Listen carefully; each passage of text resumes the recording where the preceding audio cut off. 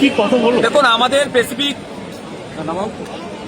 দাবিগুলোর মধ্যে তিনটে গুরুত্বপূর্ণ দাবি ছিল যে টাইম এক্সটেন্ড করতে হবে, দ্বিতীয় ছিল এই আপলোডের ক্ষেত্রে পোর্টালে সরলীকরণ করতে হবে, তৃতীয় ছিল যেটা অলরেডি যাতে এখন ইসি নাম্বার হয়নি তাদের ইসি নাম্বার দিয়ে যাতে ইসি নাম্বার বসাতে হবে।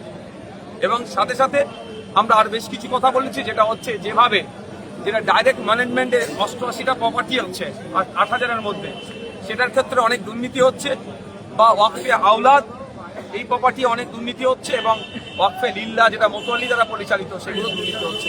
এগুলো আপনাদেরকে নজর রাখতে হবে।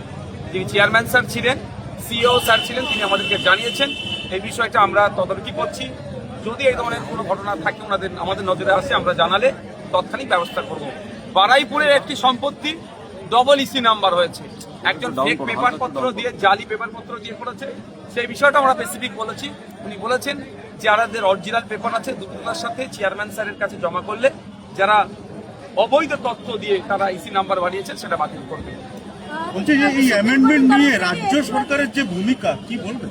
রাজ্য সরকার পশ্চিমবাংলার সংখ্যালঘু সমাজের মানুষের সাথে দ্বিচারিতা করেছে, বেইমানি করেছে, বিশ্বাসঘাতকতা করেছে, প্রতারণা করেছে। যদি আজকে রাজ্য সরকার এই আইনটা মেনেই নেয়, তাহলে কেন আগের প্রায় মাস 4 আগে কেন বলেছিল পশ্চিমবাংলায় ওয়াকফ সংশোধনী আইন লাগু হতে দেব না? আমরা জানি তামিলনাড়ুতে যতক্ষণ না পর্যন্ত সুপ্রিম কোর্টের ফাইনাল হিয়ারিং হচ্ছে, অর্থাৎ ফাইনাল জাজমেন্ট আসছে, ততক্ষণ পর্যন্ত তামিলনাড়ু সরকার বলে দিয়েছে আমরা এই আইনকে তামিলনাড়ুতে লাগু হতে দেবো না। আমাদের পশ্চিমবাংলার সরকার জোর গলায় ওটা বলতে পারলো না কেন? কিন্তু ওটা অফিসিয়ালি বললো না, কিন্তু মিডিয়ার সামনে বা পশ্চিমবাংলার সাদাসিধে সরল মুসলমানদের বোকা বানানোর জন্য, মোতোয়াল্লিগুলোকে ফেতনায় ফেলার জন্য, আতঙ্কে ফেলার জন্য তিনি তখন বলেছিলেন যে পশ্চিমবাংলায় এগুলো লাগু হতে দেবে না। এই দ্বিচারিতার জবাব পশ্চিমবাংলার মানুষজন দেবে।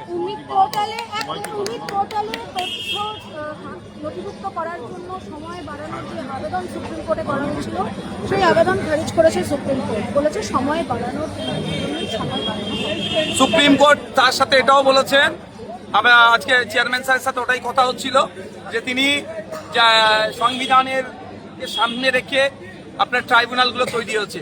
ওয়াকফ ট্রাইব্যুনালের একটা পাওয়ার ওয়াকফ অ্যামেন্ডমেন্ট অ্যাক্ট 2025-এ দেওয়া আছে। আগে ওয়াকফ ট্রাইব্যুনালে যাক, ওয়াকফ ট্রাইব্যুনালে গিয়ে সেখানে সময় বাড়ানোর কথা হোক। যদি ওখানে গ্রহণ করে নাই তো ভালো কথা, আর না হলে আবার সুপ্রিম কোর্টে আসতে পারবে, এই অপশনও রেখেছে।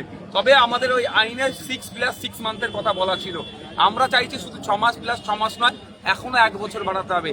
তার জন্য আইনি লড়াইয়ের জন্য আমরা যেমন প্রস্তুতি নিচ্ছি, সাথে সাথে ওয়াকফ বোর্ডও প্রস্তুতি নিচ্ছে।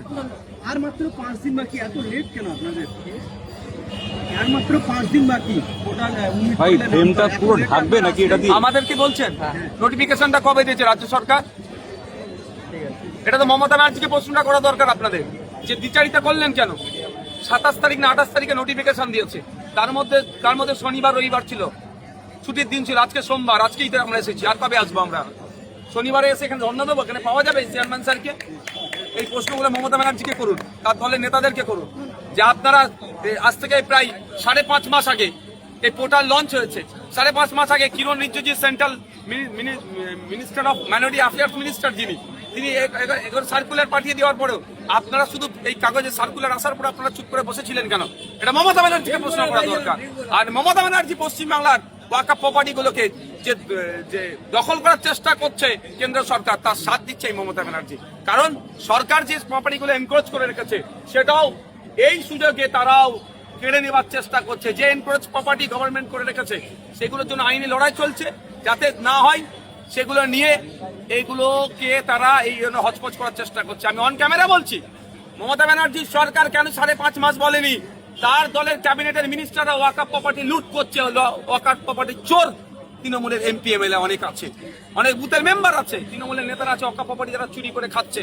সেই জন্য হয়তো তারা তড়িঘড়ি না বলে শর্ট পিরিয়ড দিয়েছে, সাপও মূল্য লাগিয়ে ভাঙবে না। এই জন্য ফিরহাদ হাকিম বলছেন যে নওশাদ আর কতদিন বিজেপি দালালি করবে? দেখুন, এই ওইসব কথা বাদ দেন, খোঁজ নিয়ে দেখুন ফিরহাদ হাকিম সাহেবই ওয়াকফ প্রপার্টি চুরি করে রেখেছে, এই অভিযোগ আছে।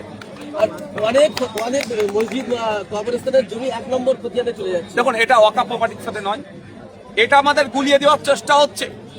বিজেপি ওয়াকফ সম্পত্তি বকলমে কেড়ে নেওয়ার জন্য আইন নিয়ে এসছে, সেই সুযোগটা কাজে লাগিয়ে তৃণমূল বর্তমানে যে পশ্চিমবাংলায় যে মাদ্রাসা মসজিদের জায়গাটা ওয়াকাফের বাইরে আছে সেটাও কেড়ে নেওয়ার চেষ্টা করছে। দেখুন, গুলিয়ে ফেললে হবে না। ওয়াকাফের জন্য 1 নম্বর খতিয়ানে যাচ্ছে না, এই 1 নম্বর খতিয়ানে পাঠাচ্ছে রাজ্য সরকার। এটা ভূমি সংস্কার দপ্তরের মধ্যে পড়ছে, এটা ইচ্ছাকৃতভাবে করছে। এই কারণগুলোর জন্য আমরা আগামী দিনে ভূমি সংস্কার দপ্তরের মন্ত্রীর জবাবদিহি করতে যাব। আজকে যেমন আমরা এসেছি ভূমি পোর্টাল নিয়ে, তার সরলীকরণ নিয়ে, টাইমকে এক্সটেন্ড করার জন্য এসেছি। আজকে বোর্ড অফ ওয়েস্ট বেঙ্গল ওয়াকাফ ওয়েস্ট বেঙ্গলের অফিসে আগামী দিনে ভূমি সংস্কার দপ্তরে যাব। এই রেস্ট্রিকশন কেন দিচ্ছে খতিয়ান বা প্লটের, আর 1 নম্বর খতিয়ানে কোন কাগজের ভিত্তিতে দিচ্ছে, খতিয়ান চেঞ্জ করছে, সেই জন্য আমরা যাবো।